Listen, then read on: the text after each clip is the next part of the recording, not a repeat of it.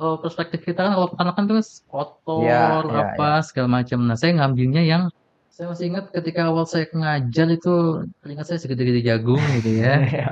Kalau makanya kalau dosen kalau bisa.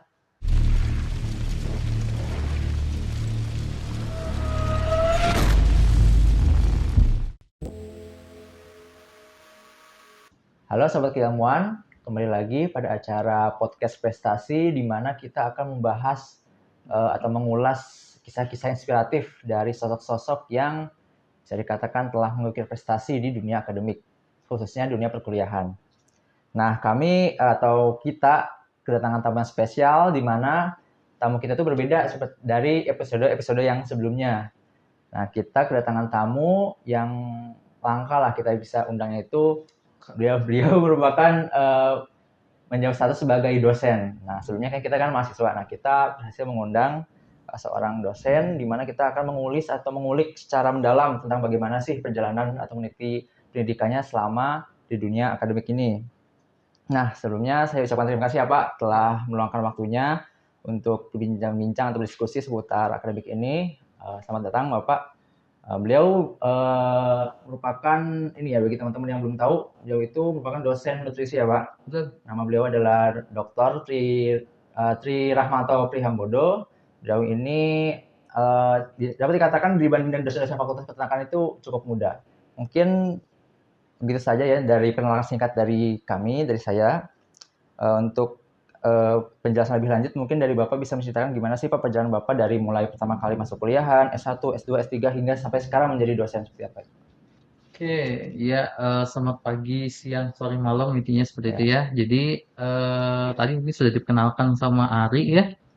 Jadi saya masuk S1 itu 2012. 2012. Saya masuk S1 2012 itu saya masih ingat pilihan kelima. Pilihan kelima. Pilihan kelima jalurnya UMB.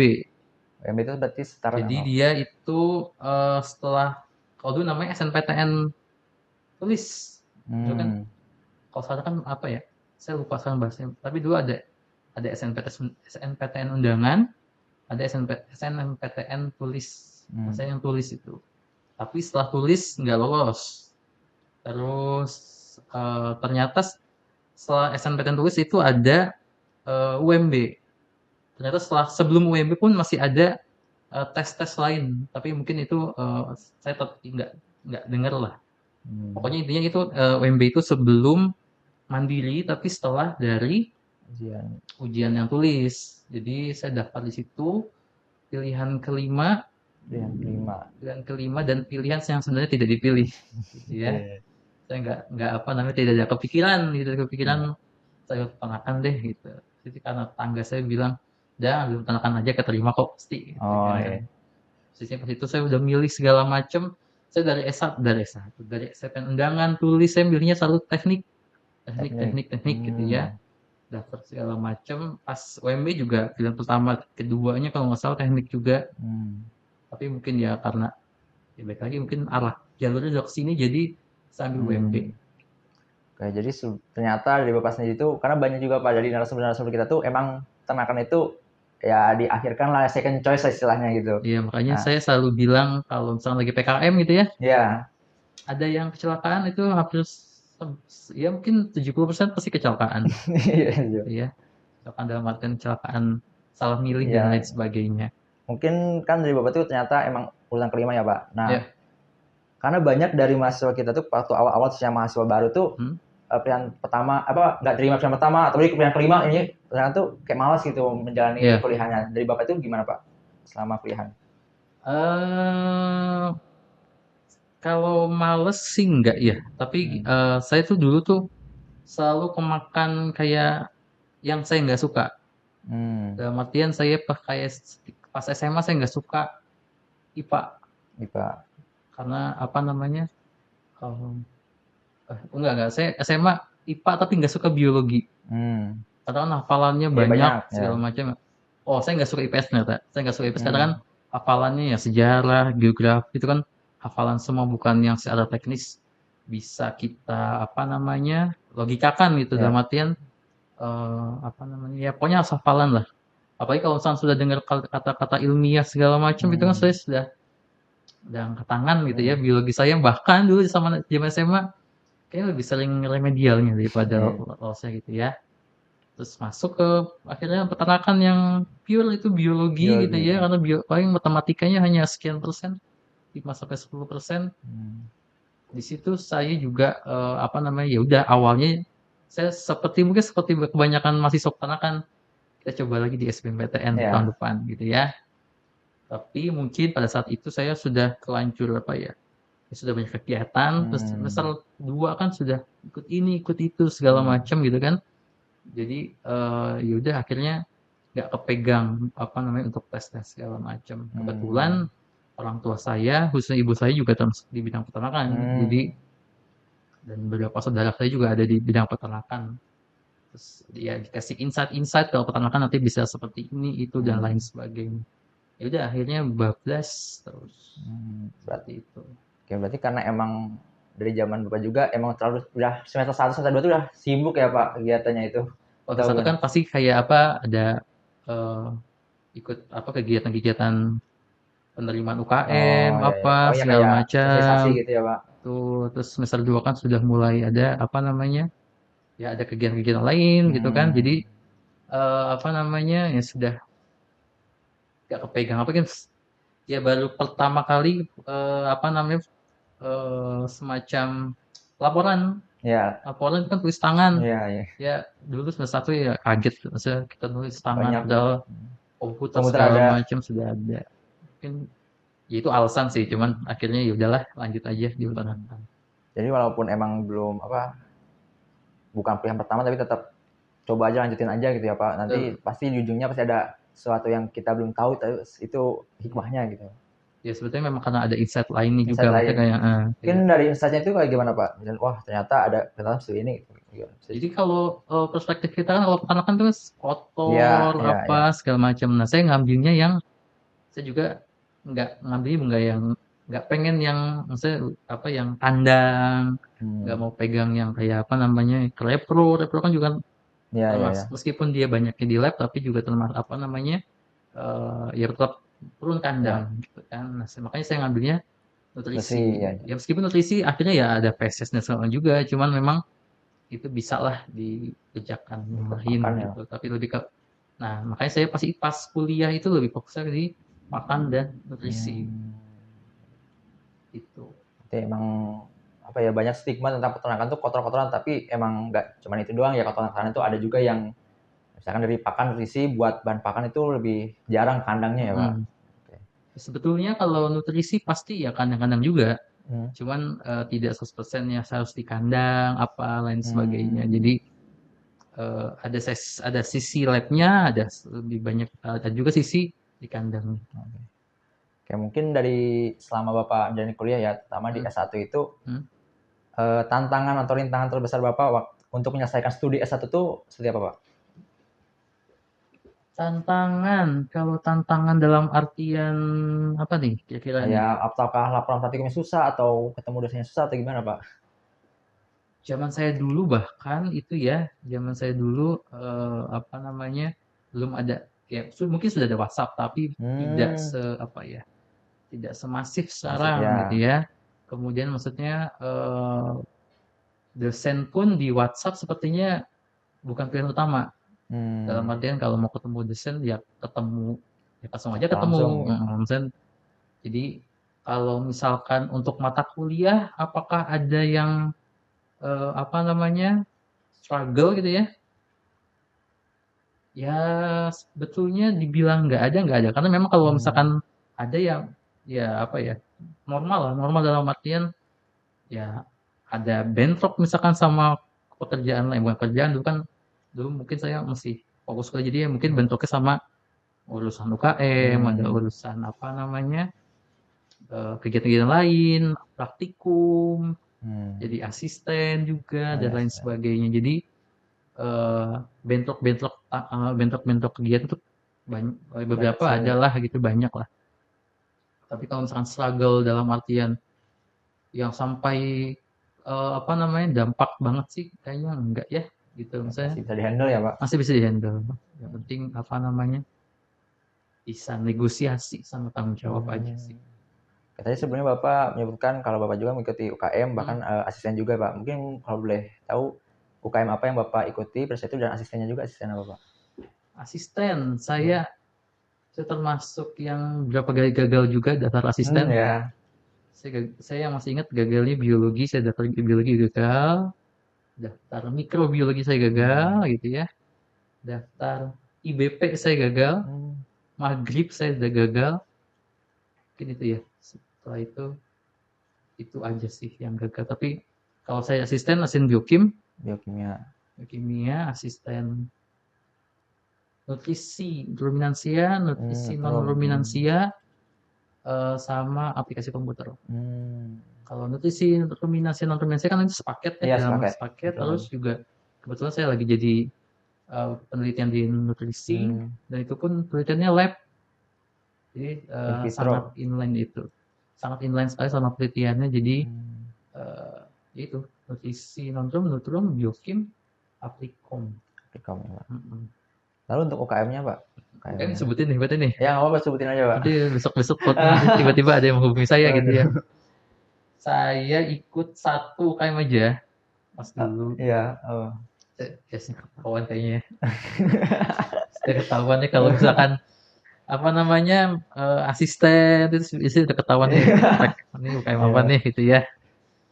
Saya ikut ketiga. Ya. Saya 2012 ikut jadi anggota, 2013-14 jadi pengurus, 15 jadi 16 jadi anggota biasa. Jadi pengurus turun lagi Pak? Bisa gitu? Iya, karena kan kalau zaman saya mungkin UKM pas UP3 itu yang 15-16 yang masih bertahan itu hanya biasanya kayak ketua, sekretaris bendahara. Jadi hanya 3 biasanya.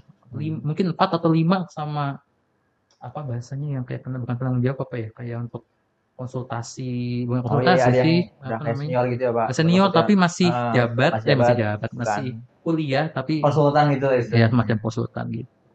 Oke. Saya dulu juga sempat DLM. DLM. 2014-15. Oke Pak.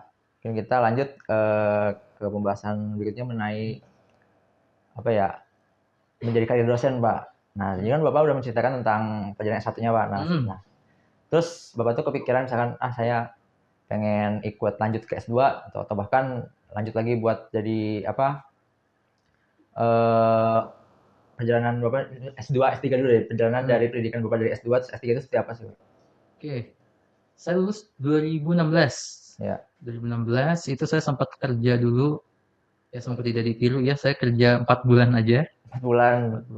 Di 4 bulan saya bekerja di salah satu perusahaan sapi perah. Di daerah Sukabumi. Sukabumi di mana Pak? Di Cicurug adalah. Cicurug. Jadi apa namanya, direkturnya juga orang Papet Unsut. Jadi masih tapi pas itu saya nggak tahu ya kalau sekarang dia orang Unsut. Beliau ngomongnya orang IPB gitu kan. Ternyata orang Unsut. Apa namanya, 4 bulan saya kerja, terus merasa baik lagi semoga jangan ditiru gitu ya. Merasa kalau misalkan ilmu saya kurang dan segala macam, mungkin juga ada faktor-faktor lain dan lain sebagainya, akhirnya saya mundurkan diri. Pada situ kontraknya 1 tahun gitu kan. Kemudian saya ambil, tadinya memang sudah niat dari awal adalah S2. Dari lulus itu S2, cuma kan lulusnya di bulan September dan itu adalah sudah mulai perkuliahan. Jadi mau nggak mau 2016 itu saya postpone dulu 1 tahun.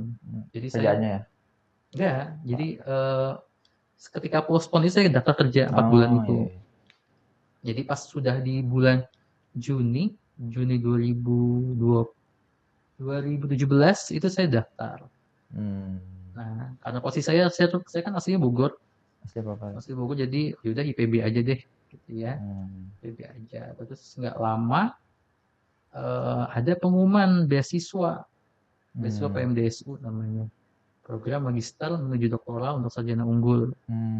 Itu sebenarnya sudah saya searching setahun yang lalu, 2 tahun yang lalu, 2015. Karena saya mikirnya kira-kira apa ya beasiswa yang masuk ya untuk 2016. Ternyata 2016, ternyata pas saya searching 2016 nggak ada. Karena Hmm. pada saat itu beasiswa PMDSU itu hanya 2 tahun sekali, 13, 15, 17. Saya daftar aja karena ya gratis, maksudnya nggak ada Ya, apa namanya, HTM gitu.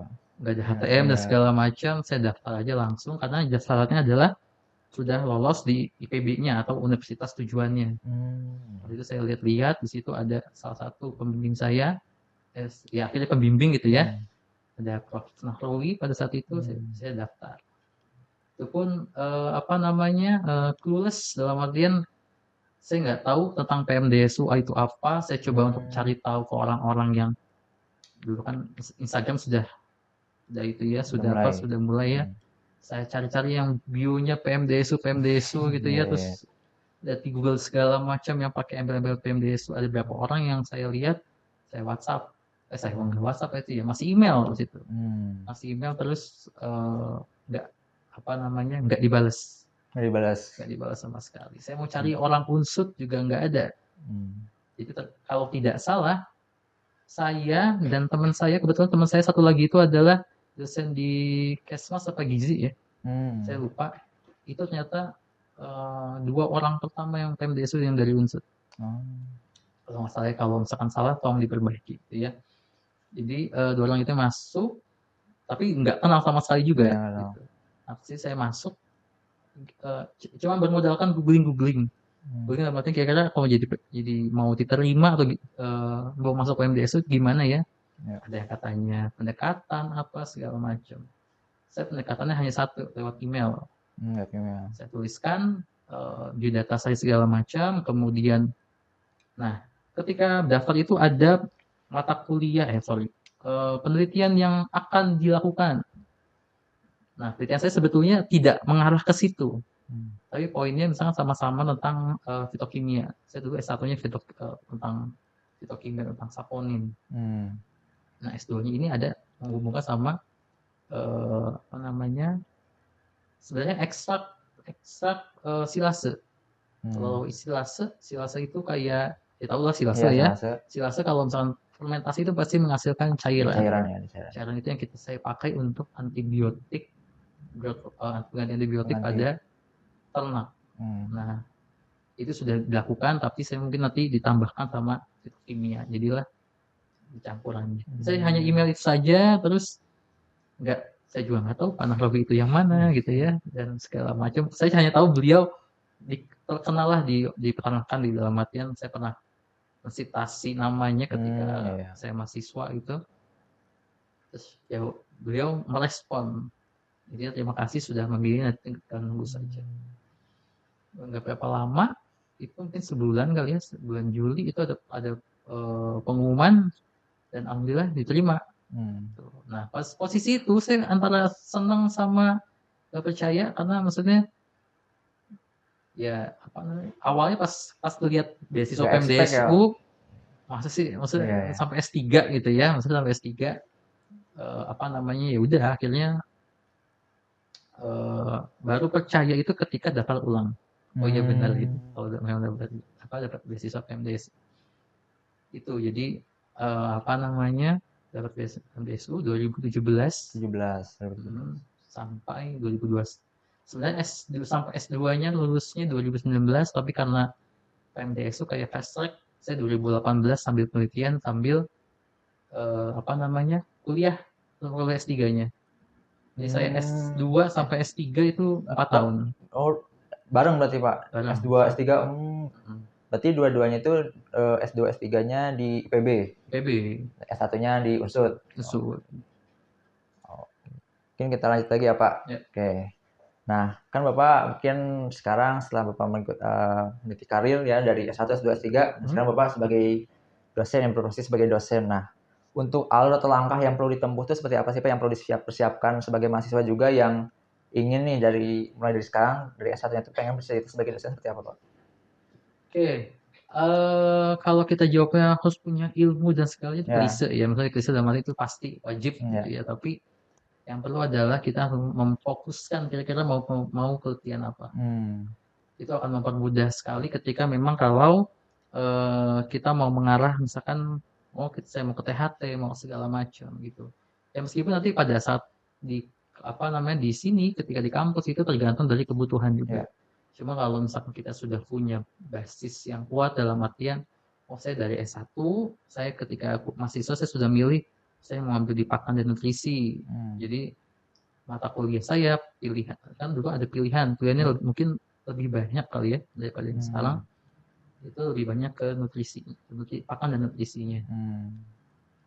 Kemudian, nah ketika S2 itu juga harus sudah mengarah ke arah yang sama gitu. Jadi jangan sampai S1-nya misalkan sosek terus tiba-tiba berubah ke nutrisi. Ya sebenarnya boleh-boleh aja, cuman maksudnya akan sangat baik kalau misalkan memang sudah searah dari awal Linear ya, gitu. Sudah linear dari awal. Kalau misalkan apa yang lagi dipersiapkan mungkin ya eh, untuk tes-tesnya sekarang kan juga nggak apa ya namanya, bukan nggak eh, mudah-mudah susah gampang, ya. susah gampang dalam artian sebenarnya soal-soal sudah banyak kan di internet segala macam. Cuma memang baik lagi ke rezeki-rezekian. Maksudnya kalau itu kan sifatnya sudah apa ya? Ya perlu persiapan dan segalanya semua orang juga persiapan, tergantung dari masing-masing orang. Berarti emang yang dari awal tuh menjadi dosen tuh udah ngincer pengen masuk lab mana ya Pak? Jadi ikut penelitiannya itu ya situ aja labnya gitu tuh gimana? Kalau tujuan awal saya dari awal apa jadi dosen enggak ya. Baik lagi saya enggak apa namanya tidak terpikirkan jadi dosen gitu ya. Cuma pas itu saya mikirnya di bidang pakan dan juga nutrisi itu jadi salah satu. Jadi saya bilang saya Ribet ya. nggak mau yang kotor-kotoran lah gitu ya seperti itu ya. Nah terus juga daerah barat kan banyak pabrik pakan Ya. segala macam itu sebenarnya yang saya incar adalah jadi untuk di pabrik pakan jadi QC atau dari jadi apa QA dan segala macam. Makanya saya mencoba untuk mengarahkan dari awal seperti itu. Oke. Oke, mungkin ini agak apa ya masih teman-teman yang masih jadi mahasiswa ya Pak itu kebingungan kalau misalnya pengen jadi dosen, misalkan yang pertanyaan pertama yang bikin kebingungan yang pertama tuh misal dari fakultasnya fakultas peternakan terus pindah linjur S2-nya jadi teknik gitu, karena kalau dosen dulu itu kan ada ya waktu pernah diceritakan kalau dulunya itu ada anak apa mahasiswa fakultas peternakan tapi ternyata jadi dosen teknik informatika gitu. Nah kalau untuk saat itu masih bisa nggak sih Pak kalau kayak gitu? Sebetulnya kalau orang sudah mikirnya lintas jurusan mungkin dia juga nggak bakal kepikiran jadi dosen seharusnya karena memang apa namanya kalau misalkan sudah lintas jurusan berarti kan pikirannya sudah seharusnya mungkin tidak di lingkaran dosen itu, karena kalau misalkan dosen untuk saat ini memang tidak ada khusus, tapi kadang-kadang ada perguruan tinggi yang minta S1-nya peternakan, S2-nya peternakan, atau S1-nya dokter hewan, S2-nya misalkan biotek apa segala macam itu bisa aja. Tapi kalau yang saya lihat kalau misalkan orang yang sudah lintas jurusan berarti itu sebenarnya mungkin masih mau dipeternakan cuman memang memperkuat di sisi lainnya. Misalkan dia sedang punya usaha berarti mau bisnisnya yang dimaksimalkan kalau atau apa lagi ya. Mungkin kalau peternakan lebih ke arah itu sih apa namanya bisnis apa magister bisnis kalau nggak salah. Atau mungkin beloknya ke biotek itu sebenarnya masih sejalur ya. karena kita juga kan yang ngomongin bakteri, ngomongin enzim, ngomongin apa namanya mikroba itu kan juga adalah biotek. Gitu. Oke, kalau jadi memang tidak disarankan untuk pindah jalur ya Pak, walaupun memang kalaupun mau pindah jalur jangan terlalu ekstrim banget gitu ya. Jadi tetap mungkin mau biotek atau biologi reproduksi kan itu masih ke reproduksi ya. Atau mau pindah ke ekonomi berarti sosial ekonomi peternakan misal itu masih oke lah, masih oke. Oke, mungkin yang selanjutnya Pak tentang tantangan Bapak selama menjadi dosen itu seperti apa sih Pak, dan bagaimana cara Bapak menghadapinya? Saya masih ingat ketika awal saya ngajar itu ingat saya segede-gede jagung gitu ya. Meskipun materi saya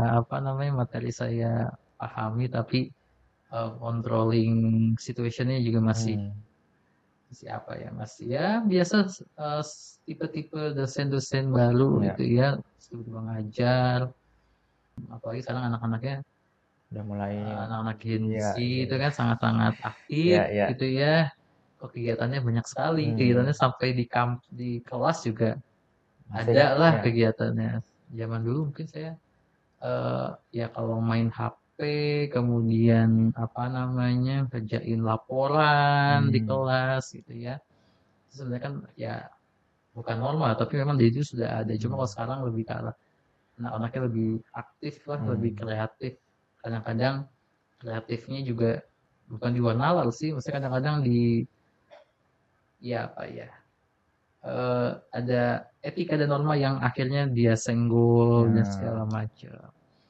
Ya apa namanya saya merasa kalau misalkan anak-anak zaman sekarang mungkin pembelajaran ini versi saya ya, ya. dan etikanya mungkin beda-beda dalam Hmm, artian kalau saya kan diajarkan etika misalkan sama orang tua saya yang umurnya misalnya sudah sekian. hmm, Kalau kalian mungkin diajar etikanya apa oleh guru, hmm, oleh guru oleh orang tua, pasti umurnya di bawah orang tua saya hmm. gitu kan. Jadi mau nggak mau pasti eh, apa namanya yang point of view-nya pasti beda. Ya. Nah, jadi masih ingat kenapa sih kalau mahasiswa tuh misalkan kalau dulu saya kalau misalkan masih ada dosen lewat, misalkan kalau lagi duduk kaki diturunin Ya, ya. apa, kalau sekarang kan Ya, ya ya. ngerti terus bebas rokok apa Hmm, ya. segala macam apa namanya kalau mungkin kalau saya dulu mau ketemu dosen saya nggak ada tuh yang WhatsApp dulu Hmm, saya pasti saya hafalin oh bapaknya tuh datang misalkan datang jam sekian, sekian nah ya. tak tungguin sampai benar-benar datang gitu.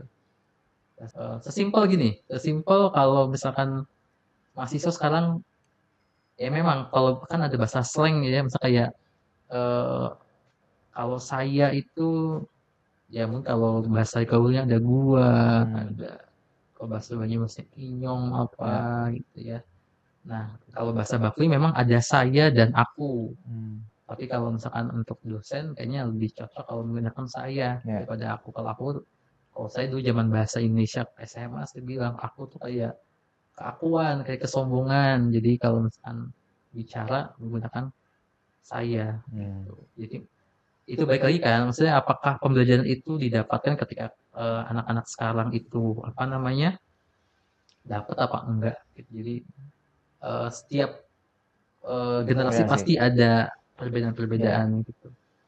Jadi kalau apa namanya permasalahannya apakah ada masalah di bukan masalah apa ya kayak Ya, rintangan atau tantangan ya. rintangan kalau dari mahasiswa mungkin saya masih menyesuaikan dalam artian Hmm, saya pribadi juga masih kan dosen juga nggak ada pendidikan dosen gitu ya, ya ya. jadi masih menyesuaikan tapi kalau misalkan dari segi mahasiswa tapi kalau segi administrasi dan saya kaget kalau misalkan dosen itu administrasinya Ya. banyak sekali. Bapak, jadi kan ramai jadi perbincangan juga di banyak di media sosial dan segala macam tuh menjadi dosen tuh tidak hanya fokus pada penelitian atau sisi akademik saja, tapi dibebankan juga administrasi. Nah, dari Bapak pengalaman Bapak sendiri itu berapa persen sih Pak eh, tenaga Bapak itu dikeluarkan untuk administrasi sama mengajar? Oke, jadi administrasi itu sebetulnya kan mendukung dosen ya. Hmm, Jadi kita tidak bisa bilang kalau administrasi itu nggak apa ya menghambat karir ya. dosen juga enggak. Cuma memang administrasi itu banyak sekali apa namanya, misalkan kayak pendidikan. Hmm, Pendidikan kalau misalkan jadi mahasiswa, saya tahunya ada kuliah, ada UTS UAS gitu ya, ada praktikum. hmm, Tapi kalau misalkan dari segi dosen, mulai kuliah itu ada namanya persiapan silabus, ada hmm, persiapan apa namanya kayak banyak hal lah. UTS UAS, soal-soal pun sekarang harus dicek apakah hmm, apakah nih soal ini mau menguji atau mau hmm, ngakalin ya, mahasiswanya ya. gitu ya. Kalau sekarang tuh apa namanya kayak soalnya seperti ini misalkan bla bla bla kecuali nah kecuali itu sebenarnya nggak boleh cuman maksudnya kan Hmm, baik lagi ya apa namanya kayak kok nggak ada kecuali kayak kok nggak ada kayak tantangannya ya, soalnya ya, gitu ya. ya lampang-lampang aja langsung to Lurus the saja. point gitu ya itu jadi apa namanya kalau makanya saya bilang administrasi juga penting tapi juga eh, baik lagi apakah si dosennya itu mau untuk mengembangkan keduanya apa enggak.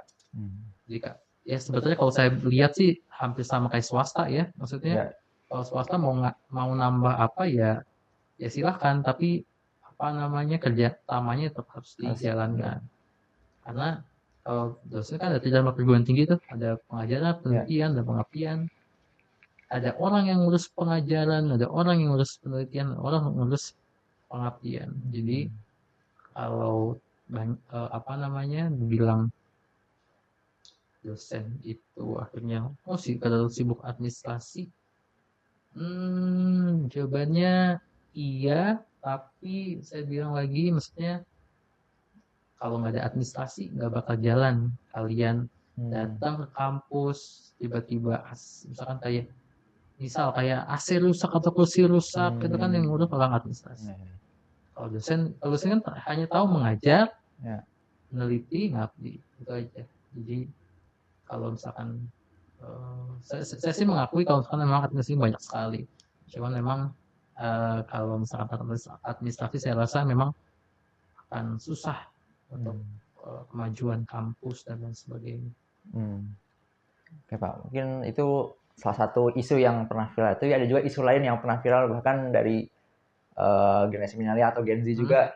Itu ada yang mengatakan bahwa menjadi dosen itu ada istilah hashtag jangan jadi dosen gitu Pak. Karena sana tuh viral itu gara-gara orang videoin jadi dosen terus dibuka slipnya ternyata cuma segini. Jadi beban kerja dengan pendapatan tidak sepadan. Jadi ada ya viral tuh jangan jadi dosen. Nah, menurut pendapat Bapak itu seperti apa Pak? Oke, kalau viral berarti kan itu ramai. Iya. Ya, kalau ramai berarti ada orang-orang yang apa namanya yang mengalami hal tersebut. Kalau misalkan cukup atau tidak cukup itu kan perspektif ya. Dalam artian kalau ada orang mungkin yang misalkan punya laptop aja cukup, misalnya mahasiswa punya laptop biasa aja cukup. Ada mahasiswa yang mungkin bilangnya harus laptop yang Gen i7, Gen i7 punya apa Intel i7 Gen 12, 13, itu saya akan bekerja lebih baik. Nah itu kan balik lagi ke perspektif ya. Kalau apa namanya kalau pendapatan silakan di Google aja pendapatan dosen itu berapa, itu kita nggak bisa bohong juga karena semua sudah dituliskan di Google berapa gaji kita dan segala macam gitu. Jadi makanya kalau dosen kalau bisa panggilan hati. Jadi apa namanya kata orang sih katanya semacam apa ya pengabdian kepada negara. Untuk perspektif orang-orang yang memang bekerja dosen ngajar, ada orang yang senang ngajar ya, senang ngobrol gitu, mungkin tidak masalah ketika gaji itu. Kemudian kalau misalkan ada orang yang memang fokusnya kerja gitu, mungkin itu akan jadi masalah. Cuman balik lagi ke perspektif orang apakah dana tersebut cukup atau tidak gitu. Jadi kan saya nggak bisa jawab karena aturan tiap-tiap universitas itu beda-beda. Di Unsud sama di fakultas di univ lain beda. Jadi apa namanya? Kalau gaji silahkan dilihat di Google banyak sekali terus dibandingkan dengan sekarang kira-kira cukup nggak ya buat UMR, cukup nggak ya untuk hidup dan segala macam, biar orang-orang yang jawab aja. Oke. Selanjutnya itu pandangan Bapak nih Pak mengenai pendidikan Indonesia secara nasional tuh Pak. Mungkin dari sisi risetnya kedepannya itu seperti apa sih Pak untuk trennya itu? Kalau sekarang trennya di bidang peternakan sendiri ya. Kalau di bidang peternakan sendiri mungkin kalau di nutrisi masih tentang antibiotik, nutrisi dan kesehatan ya, antibiotik atau penggantian jagung, penggantian bungkil kedelai itu masih menjadi hot topic lah gitu ya. Tapi kalau sekarang mungkin kalau misalnya penelitian lebih ke arah ke genetiknya, karena kita juga kalau masih ingat rumus P sama dengan GE itu kan ada genetik, ada environment gitu ya. Environment itu ada untuk pakannya, ada untuk kondisi lingkungannya dan segala macam. Kalau sekarang mungkin lebih arah ke bioteknologinya dan genetikanya yang mulai dimainkan gitu ya. Tapi kalau riset ya apa namanya, saya beberapa teman ada di BRIN ya, yang memang fokus dia untuk penelitian aja. Itu memang masih berkutat dengan penggantian antibiotik, penggantian penggunaan pakan, alternatif pakan masih berkutat sih. Cuman tapi sudah mulai ada pendekatan kayak metabolomik, nutrigenomik, ke arah situ. Oke, mungkin jadi memang untuk penelitian itu masih kalau nggak pakan genetik yang untuk di Indonesia itu. Kalau untuk di bidang saya ya, ya, di bidang saya ya. Tapi kalau misalkan di bidang misalkan kayak apa ya, mungkin ada pengurangan metan itu juga, kemudian kayak produksi yang tinggi yang lain sebagainya. Kalau genetik juga masih sama, repro juga. Ya maksudnya intinya sebenarnya dasarnya itu sama-sama untuk produktivitas. Ya, bagaimana pendekatannya mau lewat mana? Lewat genetika kah? Atau mau lewat bioteknologinya kah? Atau pemeliharaan secara umum? Itu sebenarnya masih di tempat seperti itu. Ya, tapi memang pengembangan lainnya yang apa ya namanya ya? Bahasanya mungkin seperti tadi, seperti pendekatannya mau lewat mana gitu. Berbeda ya. Gitu. Oke, mungkin kita sudah sampai di penghujung ya Pak. Ya.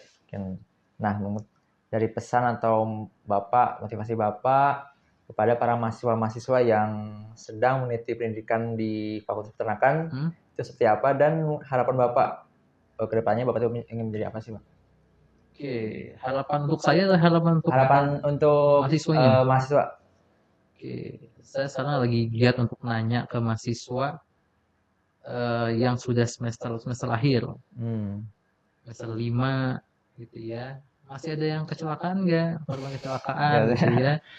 Karena apa namanya, kalau dibilang kecelakaan sebenarnya sudah mulai apa ya, healing lah, sudah mulai apa, recovery-nya sudah mulai. Jadi kalau misalkan memang sudah tidak ada niat nih untuk pindah dari peternakan, kira-kira mau jadi apa? Dari sekarang sudah harus dipikirkan mau jadi apa dan mau ngapain. Hampir saya cek gitu ya, mahasiswa itu masih belum tahu sesimpel mau penelitian apa. Mereka masih sangat berarti mereka saat ini masih belum recovery dari kecelakaan itu gitu ya. Jadi kalau misalkan dari sekarang sudah harus dipikirkan semester 5 mau ngapain. Misalkan mau ke bidang hasil ternak. Jadi di dunia kerja nggak cuma tentang bagaimana susu itu dapat disimpan, bagaimana susu itu jadi yogurt dan segala macam, tapi juga ada beberapa hal seperti kayak HACCP, kemudian ada ISO, itu hal-hal yang memang tidak diajarkan di kampus, tapi seharusnya memang jadi jadi peranan juga dari BEM, dari UKM. Itu juga kami juga pada dosen untuk mengingatkan bahwasanya dunia peternakan itu nggak cuma tentang in vitro, nggak cuma tentang pengukuran morfologi tubuh dan segala, tapi memang banyak sekali. Jadi harapannya coba dari sekarang mahasiswa ditentukan mau jadi apa, karena di UNS sendiri satu angkatan 300 orang misal. Unsur doang. Di Purwokerto ada ada Unwiku, ada mana lagi ya, pokoknya di bidang peternakan mungkin ada ribuan. Belum ada nanti lawannya UGM, IPB, kemudian Unpad, Undip, itu juga kan mereka juga sama-sama belajar tentang nutrisi kok, sama-sama belajar tentang potong, perah, unggas gitu. Tapi apa yang membedakan kalian dengan mereka? Kalau misalnya pahit-pahitnya ternyata saya masih kecelakaan sampai semester 7, semester 8 masih lulus akhirnya ya udah lulus. Ya kira-kira apa yang membedakan kamu sama orang-orang kecelakaan lainnya? Apa kamu punya brandingan kuat sebagai semacam MC kah atau apa? Jadi itu nggak masalah gitu. Yang penting brandingannya kuat, kemudian kalian tahu mau ngapain. Itu aja. Maksudnya kalian tahu mau ngapain. Jadi kalau kalian sudah tahu mau ngapain, minimal kalian tahu mau persiapan apa. Kayak perang mau gerilya, berarti kan persiapannya harus bawa center, ya bawa apa, maksudnya berarti dalam artian kan dia masuknya pelan-pelan, tuh muncul pelan dan segala macam. Gak bisa cuma mengandalkan senjata aja, tapi juga ada yang lain. Jadi harapannya sekarang mahasiswa bagi semester 5 itu saya selalu bilang kira-kira mau dipikirin mau ngapain ke depan. Jangan sampai kalah kalah pembekalan sebelum apa namanya sebelum berperang gitu. Karena memang kehidupan tuh baru mulai ketika kalian, kalau saya pribadi ketika saya kerja gitu. Bagaimana kalau misalkan dulu zaman kuliah kan ya sama-sama ngerjain, sama-sama apa, keperluan masih sama, tapi kalau sudah kuliah keperluannya sudah beda-beda. Gitu. Jadi penting untuk kan ya bukan kegiatan PKKMB ya, tapi penting kalian mau ngapain, mau ngambil nutrisi, mau jadi dosen berarti saya harus S2. Saya misalkan mau jadi pengusaha berarti saya harus kuatkan di analisis ekonominya dan lain sebagainya. Mau jadi apa CPNS berarti saya harus belajar SKD, SKB dan segala macam.